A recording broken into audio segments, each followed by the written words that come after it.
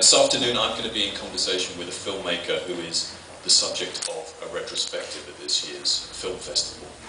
Amos Gitai is a director who has, according to the festival booklet, made 42 feature films in the last 30 years. Some documentaries. And of course, many of them are documentaries, and many of them are also fiction feature films.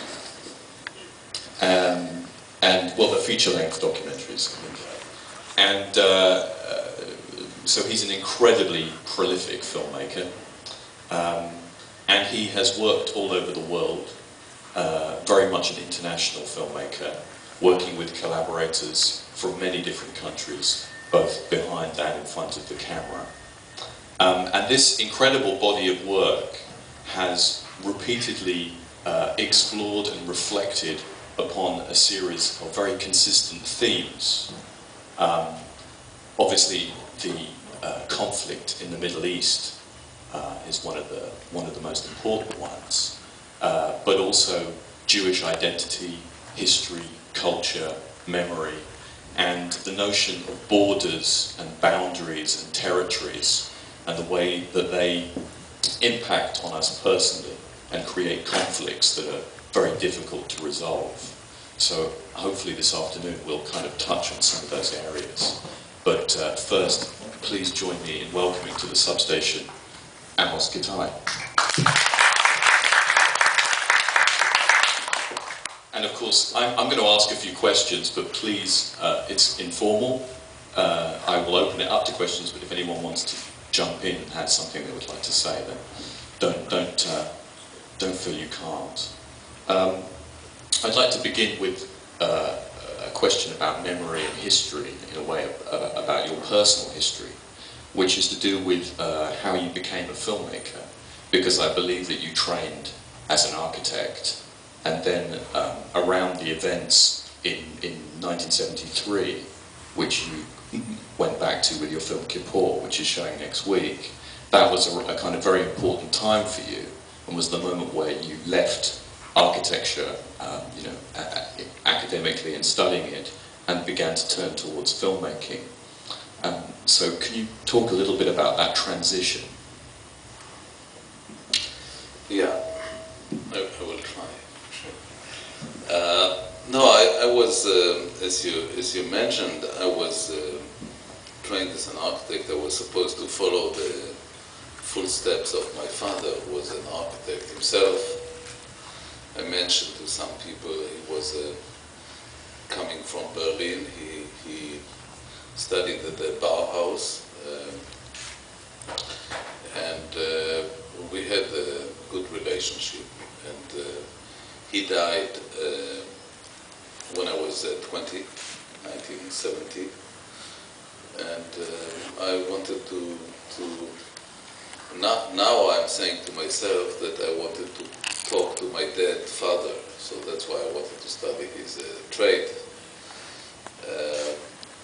But in the circumstances of the Middle East, the war started in 1973, and like all the people of my generation, I was sent to be on a rescue mission in a helicopter.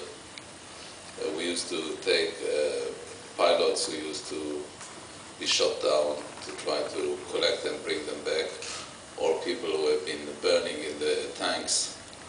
And we have been doing this job for several days, a kind of a Red Cross helicopter, if you like. And then on the 5th day of that war, the helicopter that I was in was shot down by the Syrians, by a Syrian missile. And by pure chance, we were not killed, all of us, because normally a helicopter while flying, which is being shot, nobody stays alive. Especially since my co-pilot, roughly the distance between us was decapitated from this missile. So this was a pretty heavy experience. And then I spent some months in hospitals, and then I tried to figure out what I want to do. So little by little, I kept studying architecture for several years after I did a PhD also in Berkeley and so on, but little by little I found architecture a bit too formal, and so I went and started to do movies. Already during the war I did some Super 8 film while flying, and then it took me quite a long time to become a filmmaker, which now I think it's very good. So I didn't like graduate from a film school and then started to make movies. I think my first substantial documentary was done in 1980 when I was already 30. So I think that today I can make theories about it. I think sometimes it's very good that we don't study literally what we will do, that we transpose something that we study and then into another medium, which is cinema. And to go back to your question, so I think that this experience and being a citizen of the Middle East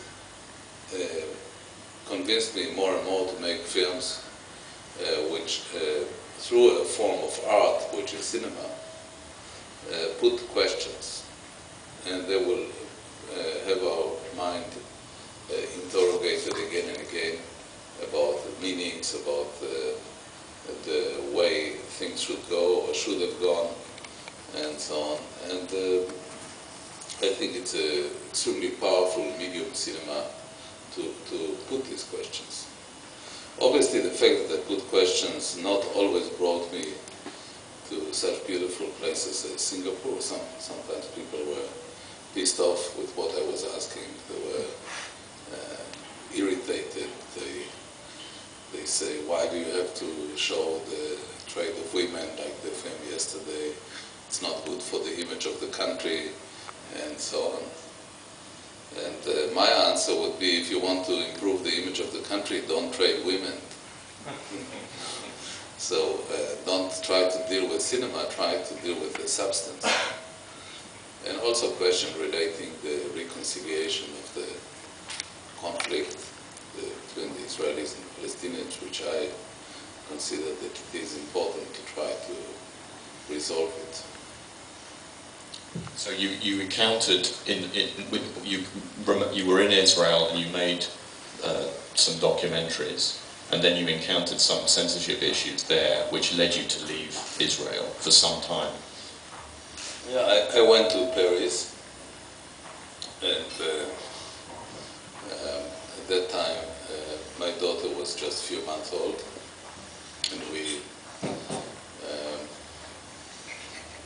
I think that we were treated, I mean, it was not easy, obviously.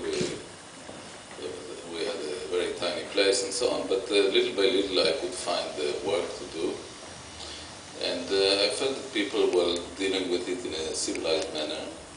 So I think the mental exercise, which is complicated, is not to fill yourself with vengeance, and you have to be very disciplined with yourself.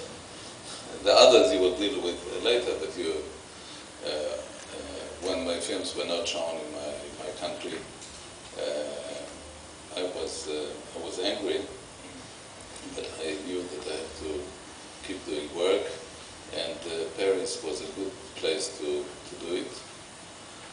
And they were accommodating at that period in the 80s. Other filmmakers who came from different countries, and we stayed 10 years there at that time.